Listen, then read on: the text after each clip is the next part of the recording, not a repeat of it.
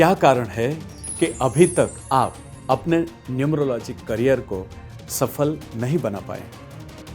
Birth chart का analysis करते समय किन किन विशेष बातों का विशेष ध्यान रखा जाता है?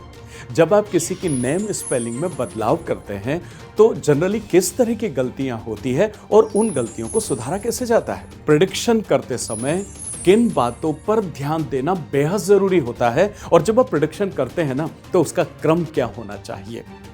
अगर आप एक न्यूमरोलॉजिस्ट से एक सक्सेसफुल न्यूमरोलॉजिस्ट की जर्नी को तय करना चाहते हैं ना तो जुड़िए मेरे साथ। मैं Vishwas Vaishnav, numerologist, vastu expert and true life coach, हजारों लाइव सेमिनार लेने के बाद और हजारों लाखों लोगों को प्रशिक्षित करने के बाद लेकर आया हूं एक न्यूमरोलॉजी प्रोफेशनल वर्कशॉप 5 से 7 अप्रैल इंदौर, मध्य प्रदेश में। क्या सोच रहे हैं? अभी रजिस्टर कीजिए।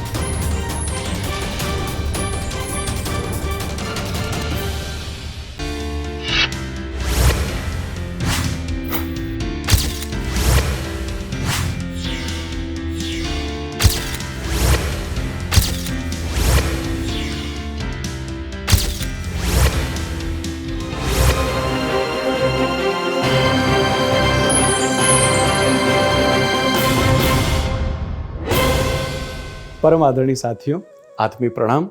हर बार की तरह इस बार फिर से प्रवेश कर रहा हूं आपके हैंडसेट में, आपके लैपटॉप पर, आपकी टीवी स्क्रीन पर। मैं आज आपसे बात कर रहा हूं कि शनि नाराज कब होते हैं और अगर नाराज हो जाए तो करना क्या है। देखिए, शनि जो है हम सब जानते हैं डिसिप्लिन के ग्रह हैं और उन्हें डिसिप्लिन बहुत पसंद है। तो अगर आप जीवन में अव्यवस्थित है ना तो आप ये मान के चलिए कि आप शनिदेव को जाने अनजाने में नाराज कर रहे हैं, चाहे वो आपके लोशो चार्ट या आपकी कुंडली में कितने भी अच्छे बैठे हों। लेकिन उसके बावजूद भी अगर आपकी ये आदत है या आप इस तरह का करते हैं तो आप शनि को नाराज कर रहे हैं। जैसे आप सुबह उठे, आपने बिस्तर नहीं समेटा, बिस्तर साफ नहीं किया, जैसा वैसा ही छोड़ा और आप उठ करके और अपने काम करने लग गए तो आप शनि को नाराज कर रहे हैं। आप शाम को घर लौटे हैं, आपने जूते, चप्पल और अपने मोजे सब इधर उधर डाल डुल दिए हैं, कपड़े भी कहीं छोड़े और कुछ भी पहना और निकल लिए, आप शनि को नाराज कर रहे हैं।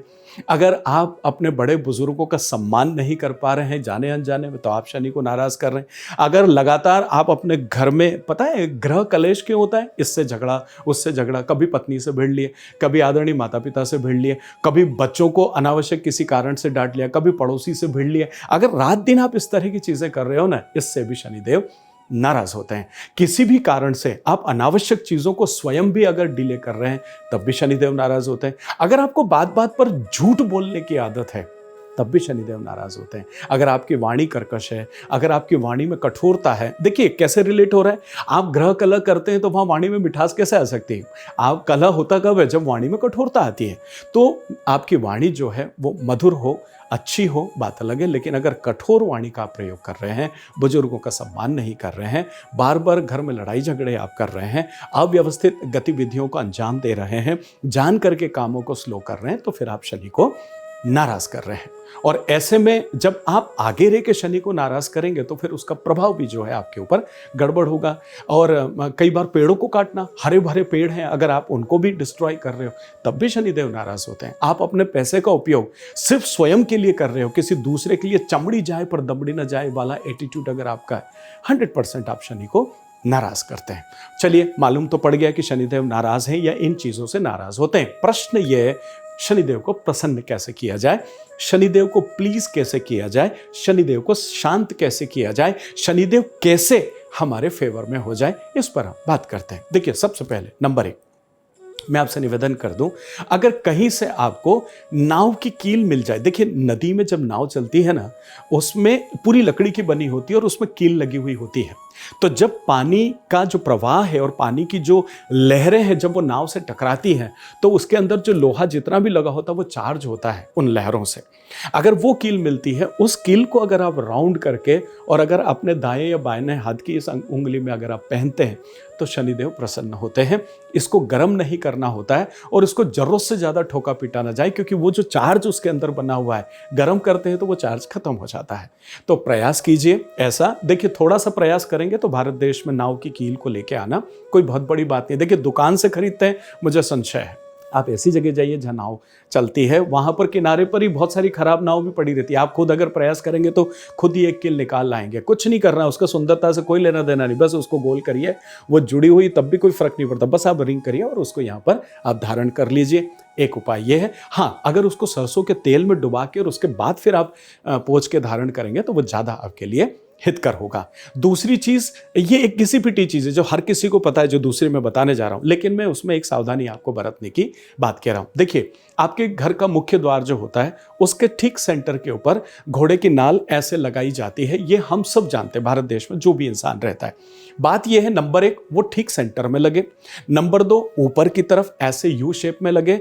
मुख्य बात यह है कि वो घोड़े के नाल उसके पैर में लगी हुई हो और वहां से निकली हुई हो। इसमें यह बात बहुत महत्वपूर्ण है। आप देखिएगा, आप शनि शिंगणापुर जाते हैं या बाकी दूसरी जगह भी जहां शनि के बड़े टेंपल हैं, वहां पर यह बिकती है और वो इसका ज्यादा चार्ज भी लेते हैं कि साहब ये घोड़े की ओरिजिनल निकली हुई है, और उसको घिस देते हैं, रफ कर देते हैं। देखिए, 2 चीजें यहां आपको समझना है। जब आप घोड़े की नाल घिसी हुई, मतलब जो घोड़े के खुर में लगी हुई है वो निकली हुई लेते हैं, तो वो क्या जमीन से टकरा करके मेहनत कर करके पृथ्वी और बाकी उस मेहनत से वो घोड़े की नाल चार्ज हो जाती है, और वो पॉजिटिव एनर्जी जब आपके घर के ऊपर आती है तो आपके घर के अंदर का ऑरा बदलता है। लेकिन दूसरी जगह जहां प्रोफेशनल शॉप्स होती हैं, वो खुद ही उसको थोड़ा बहुत स्क्रैच करके और उसको ऐसा दिखा करके बेचते हैं जिससे आपका काम नहीं होता है। ठीक है, कहना क्या चाह रहा हूं, थोड़ी सी मेहनत कीजिए। बीएसएफ के जवान होते हैं, घुड़सवारी अस्तबल में जाइए, जहां घोड़े का कामकाज होता है वहां पर जाइए, और आप वहां थोड़ी सी मेहनत करेंगे तो आपको वहां से जेन्यून घोड़ों के उससे निकली हुई कोई नाल मिलेगी। या आप 6 महीने इंतजार कीजिए, वहां के किसी कमांडर को रिक्वेस्ट करके आइए कि साहब घोड़ों के इसके निकले तो मुझे देना। आप इतनी मेहनत कीजिए और उसको ला करके फिर आप लगाइए, फिर आप देखिए आपके जीवन में 100% शनिदेव की कृपा आना शुरू होगी और आपको उसका फायदा मिलेगा। ठीक है, चलिए नंबर 3 पर बात करते हैं। नंबर 3, इसमें भी लागू वही होगा, इसको आपको बहुत ज़्यादा ठोकना पीटना नहीं है, और आप सरसों के तेल में उसको डीप जरूर करें, और संध्या के समय हो सके तो सूर्य अस्त के बाद में शनिदेव का मंत्र उसके साथ में ज़रूर 108 बार पढ़ें, और उसके बाद फिर आप लगाएं। फिर देखिए, आप जीवन का अद्भुत आनंद आपके साथ में आगे बढ़ेगा। आइए बात करते हैं तीसरी रेमेडी पर। देखिए, तीसरी रेमेडी की अगर मैं आपसे बात करूं तो हमें छायादान करने की एक रूटीन आदत बन जानी चाहिए। छायादान आप सब जानते हैं कि हम बर्तन में, कटोरी में, या लोहे के किसी बर्तन में, या मिट्टी वाले किसी बर्तन में आप सरसों का तेल लें और उसमें आप अपना चेहरा देखें, और देखने के बाद किसी भी गरीब इंसान को या तो दान कर दें, या पीपल के पेड़ के नीचे आप उस तेल को वहां पर रख सकते हैं, या उसी दीपक से आप प्रकाश दान भी कर सकते हैं। दोनों में से जो आपके लिए संभव, आपको दान करना दान कीजिए। प्रकाश दान अगली युक्ति हो सकती है कि आप जो दीपक है उसमें सरसों का तेल डाल करके और पीपल के पेड़ के नीचे वो एक दीपक आप लगा दें शनिवार के दिन जाकर के शाम को। तो दोनों युक्तियां आपके लिए काम करती है। छाया दान करेंगे तब भी और प्रकाश दान करेंगे तब भी, इन दोनों में से जो आपको अच्छा लगे वो भी आप कर सकते हो। इसके साथ ही साथ आपको ऐसे पेड़ लगाना चाहिए अगली रेमेडी के रूप में, अगर मैं बात करूं तो, कि शनिदेव को लंबी आयु वाले पेड़ पसंद है, तो आप पेड़ लगाएं। आप पीपल का पेड़ लगाएं, आप आम का पेड़ लगाएं, या कोई भी और पेड़ जिनकी उम्र ज्यादा होती, जो विशाल वटवृक्ष में तब्दील होते हैं, ऐसे पेड़ों को भी आप यदा कदा जब भी हो लगाइए, और न केवल लगा के भूलिए, उनकी सेवा कीजिए और उनको उस तरीके से फलते फूलते हुए आप देखिए, तब भी शनिदेव जो है वो प्रसन्न होते हैं और खुश होते हैं। तो जब आप ये चीजें करते हैं, एक और मुख्य चीज है, लोहे का संबंध शनिदेव से ये पूरी दुनिया जानती है, लेकिन सबसे ज्यादा लोहे के बर्तन जो किचन में काम में आते हैं, उन बर्तनों को जब आप दान करते हो, जैसे कोई कढ़ाई हो गई, तवा हो गया, या उससे रिलेटेड कोई चिमटा या और किसी तरह की चीज हो गई, इनको जब आप दान करते हो तो आपको शनिदेव की प्रसन्नता मिलती है, और जब वो प्रसन्न होते हैं तो आपके फेवर में काम करते हैं। इन सब चीजों का वैज्ञानिक कारण आपको मिलेगा ही मिलेगा जब भी आप थोड़े से अंदर जाएंगे। तो मुझे लगता है वहां तक न सोचें, और जो बताई जाती हैं चीजें उनको करने की कोशिश करें, तो शायद आप जीवन में ज्यादा अपने जीवन को खुशहाल बना पाएंगे।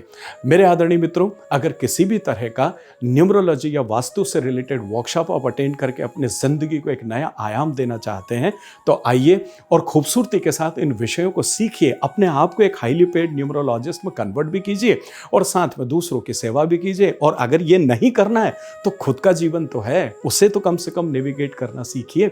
तो अगर ऐसी कुछ आवश्यकता है तो मुझे ज़रूर आवाज़ दें। साथ ही साथ अगर आप कोई प्रेडिक्शन चाहते हैं तो आप इस नंबर पर संपर्क करके और हम न्यूमरोलॉजी, वास्तु और एस्ट्रोलॉजी, इन तीनों के कॉम्बिनेशन के साथ में आपके बारे में कुछ कहने का प्रयास करते हैं जो आपके जीवन को आसान बनाता है। अगर ऐसा कुछ है तब भी आवाज़ दीजिएगा।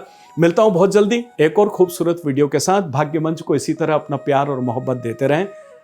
आत्मीय प्रणाम।